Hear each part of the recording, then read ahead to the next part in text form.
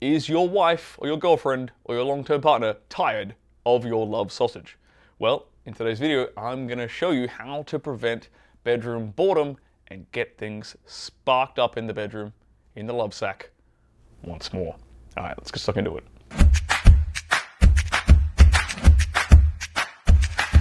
My name is Stirling Cooper. I'm an award-winning adult film star. I'm also a former high-class male companion, and this is my YouTube channel. So in my job, helping guys improve their sex lives, I obviously coach a lot of dudes who are in long-term relationships. And one of the things that I see happening again and again and again that leads to boredom in the bedroom, in their relationship, is predictability.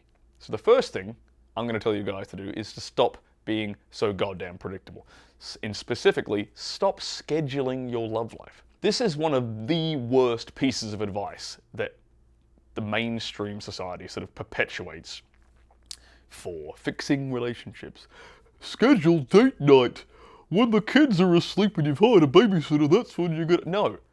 No. Don't listen to these fucking morons. And you know all these like sex, like Cosmopolitan and Women's Weekly, all these freaking articles about like improving your love life and spicing up things in the bedroom are all written by some friggin' intern who's paid $6 an hour, who doesn't get his or her dick sucked or clit sucked or whatever. They're written by people who don't actually have experience fixing these problems.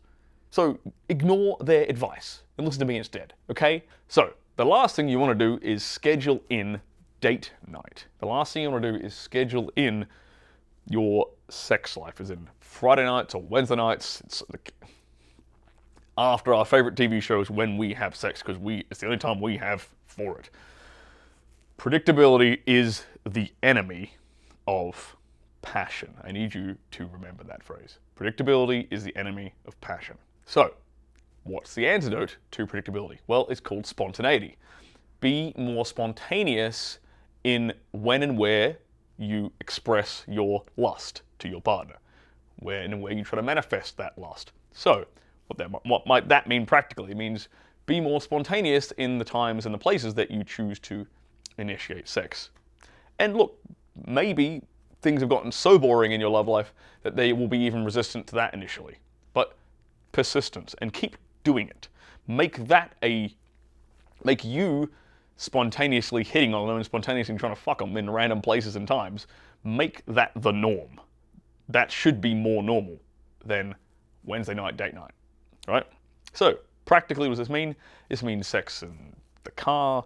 This means bending her over the kitchen sink when she's doing the dishes or preparing the meal and whipping her skirt up and trying to go out of there, right? It means jumping her bones when she kind of least suspects it, right? That you're trying to reinitiate this idea that she is the muse for your uncontrollable lust. And this plays on the female ego, believe it or not. As much as women say they don't like to be objectified, they don't like to be sex objects, blah, blah, blah, blah. What do they respond to is what I'm more concerned with. And women like to be the object of a man's lust. They like they like the idea of, because that's a power thing. For women, that's where their power comes from. In their power comes from their sexuality, comes from their ability to invoke lust in a man. So if your partner, if things have become predictable and started to die off and stale in the bedroom, well then she's no longer this sort of muse. She's no longer inspiring this lust in you. So this is one way of, one, getting things more spontaneous, and two, appeasing her own female ego, which might then start to inspire her activity a little bit more. Next up, you can try introducing some roleplay scenarios into your bedroom action. I actually have an entire video on that if you want to go check that out. But in a general broad stroking context, you don't necessarily have to come up with, you don't have to go out and buy costumes and things, but you can start to verbally describe scenarios and then act on them in a role-playing context instead. I mean, if you want to go buy the costumes and do all that stuff, by all means, go right ahead. You two can have a hell of a lot of fun with that. But to introduce it, just start with it verbally. And while we're on the subject of verbal stuff, start introducing dirty talk. Dirty talk is this thing that is so much more powerful than people realize. And it's not only powerful for turning on your partner in the bedroom, it's also powerful for turning yourself on. This is actually one of the little secrets that we know in the adult industry. Dirty talk is as arousing for the person you're doing it for as it is for you. So, when it comes to dirty talk, say the kind of shit, the perverted shit that is going to get you off. Get them into your frame. Get them into your sexual fantasy world through your dirty talk and inspire that arousal and lust in them. But dirty talk, again, I can't reiterate this enough. It's a way to get into the subconscious of a woman's brain. And that, my friend, the subconscious, the mind, is where you really, truly arouse a woman. Obviously, sex toys and sort of kinkier sex acts are another way of spicing things up in the bedroom and stopping them from getting boring. Something as simple as going on a trip together to the sex store. And don't go on like a wild shopping spree, just get one item at a time. And do this like once a month. And I know that I said don't be predictable, so try not to make the day predictable. But don't go to a sex shop and buy like a billion things and then exhaust all the options and use them all at once. Drip feed this stuff to your woman. Go together, make an event out of it, make it exciting. Don't let her pick, make sure you pick the damn toy. Like, you're the one in charge. Again, I want to reinforce this frame for you guys. You're the one in charge, you're the one dictating things, right? It's like the fact that the bedroom is sort of boring or passionless is probably because you let her lead in the first place, but that's a subject for an entirely different video. But pick one thing and then don't use it that night. Introduce it another, bring it out when she's not expecting it. This is just adding in layers of unpredictableness and spontaneity and keeping her guessing and never really knowing what's going to happen next in the bedroom is one of the ways to basically prevent boredom in the bedroom. Now, this next tip is going to be a controversial one, and I know a lot of people are going to disagree with me, but it's based in science and it's based in field-tested, actual real-world experience and results. And that is, talk to other women. Now, you might not be the kind of guy who's open to cheating, but competition anxiety, jealousy in women is important. It's what kind of encourages her and motivates her to step up. It's what motivates her to seduce you. It's what motivates her to be seductive to you, to be sexy, to invoke your lust. But the only way you can really get that is if she feels a degree of competition. She has to have that competition anxiety to evoke that. Her love for you and her companionship with you isn't really enough to evoke that, at least not in the long term.